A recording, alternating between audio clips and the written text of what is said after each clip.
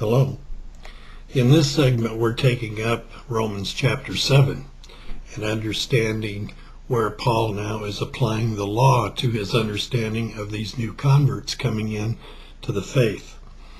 And it starts off by saying, "Surely you know, brothers, for I am speaking to those who understand Torah, or the law, that the Torah, or the law, has authority over a person only so long as he lives. For example, a married woman is bound by Torah to her husband while he is alive. But if the husband dies, she is released from that part of the Torah that deals with husbands. Therefore, while the husband is alive, she will be called an adulteress if she marries another man. But if the husband dies, she is free from that part of the Torah, so that if she marries another man, she is not an adulterer or an adulteress." This is very true. In the Torah, it says that you commit adultery if you marry another person and you're already married. So if that first husband dies, then she's free to go ahead and marry another man and not be guilty of adultery. Thus, my brothers, you have been made dead with regard to the Torah or the law through the Messiah's body, so that you may belong to someone else, namely the one who has been raised from the dead, in order for us to bear fruit for God. For when we were living according to our old nature, the passions connected with sins worked through the Torah or the law in our various parts, with the result that we bore fruit for death. But now we have been released from this aspect of the Torah, because we have died to that which had us in its clutches, so that we are serving in the new way provided by the Spirit, and not in the old way of outwardly following the letter of the law. And here I think we need to stop and pause for a moment. He mentions sin, and find out what sin is. According to the New Testament definition of sin, which we find in 1 John 3, starting with verse 3, and it says, "And everyone who has this hope in him continues purifying himself, since God is pure. Everyone who keeps sinning is violating Torah. Indeed, sin is violation of Torah, or the law. You know that he appeared in order to take away sins, and that there is no sin in him. So no one who remains united with him continues sinning. Everyone who does continue sinning has neither seen him nor known him." That's 1 John. So we see that sin is defined as the violation of the law, or Torah. But if you have no Torah, if you have no law, then you can't sin. And that's what Paul is pointing out here. Where there is no Torah, there can be no sin. You can't violate a law that doesn't exist.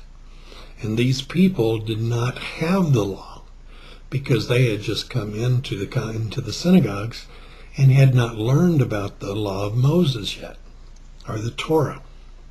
And we go on. "Therefore, what are we to say? That the Torah is sinful? Heaven forbid. Rather, the function of the Torah was that without it, I would not have known what sin is."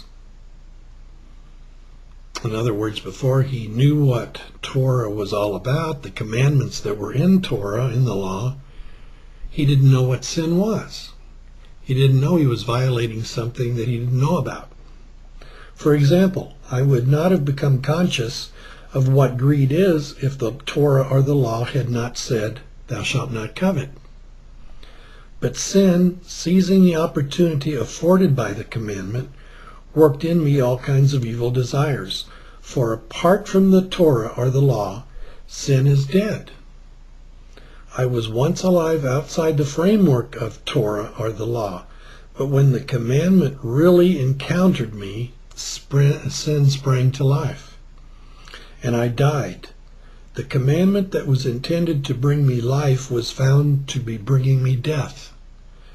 For sin, seizing the opportunity afforded by the commandment, deceived me, and through the commandment sin killed me.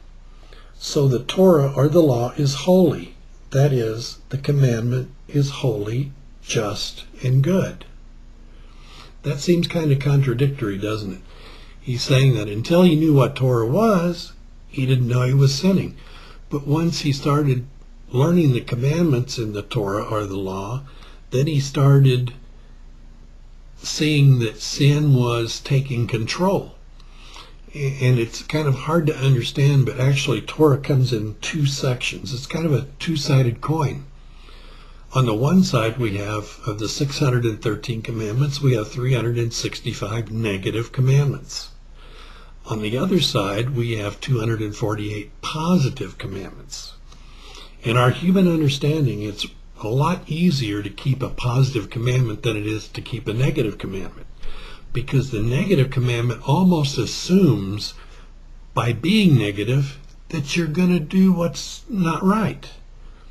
In other words, if my mother tells me, go to the refrigerator and get, but if my mother tells me, go to the refrigerator and get some milk, I don't have to understand that. It's already understandable. Go and get milk.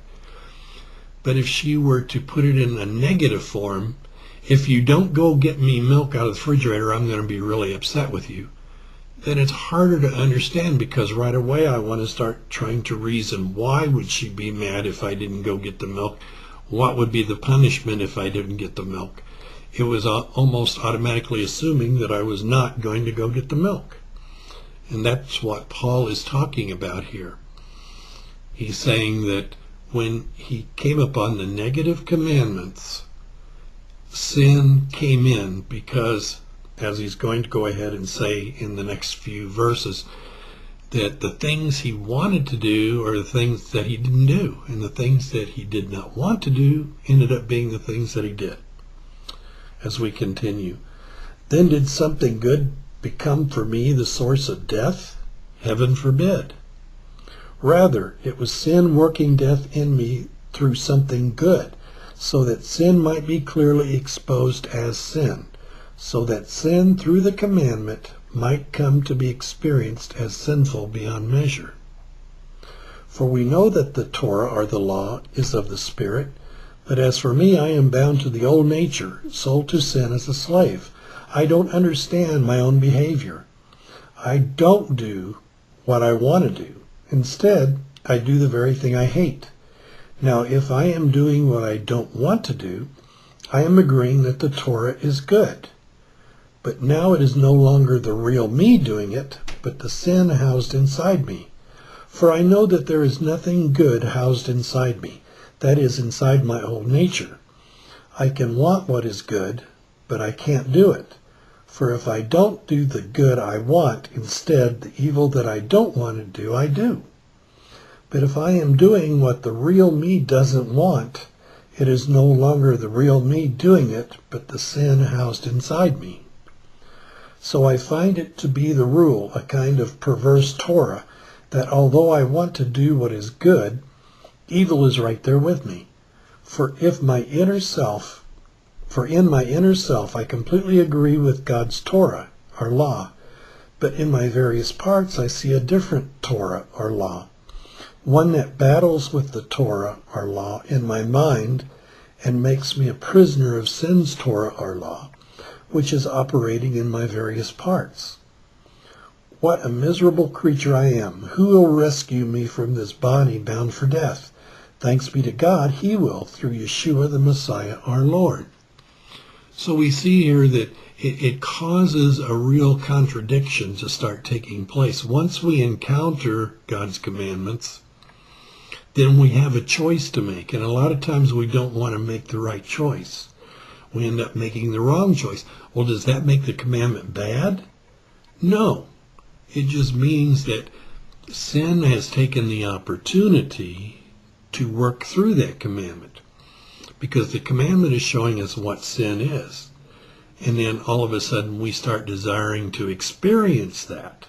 It's kind of like the tree of knowledge of good and evil in the Garden of Eden. Before Adam and Eve were told not to eat from that tree, they didn't want to eat from that tree. They probably didn't even know that tree was there. But all of a sudden when it was pointed out to them, Then they started getting these desires to want to be curious, to really want to find out what this is all about and to experience it, which is what they did. And that's what Paul is relating it to here.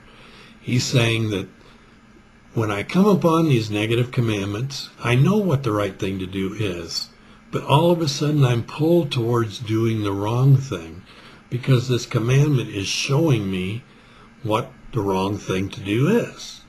Does that make the commandment bad? No. It makes my intentions bad. It makes my actions bad, but it does not make the commandment bad. These commandments weren't there to put a stumbling block in our way.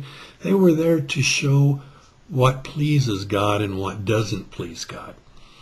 The reason that they're in the form of positive and negative commandments may be a problem to our human understanding, but we have to try to understand it.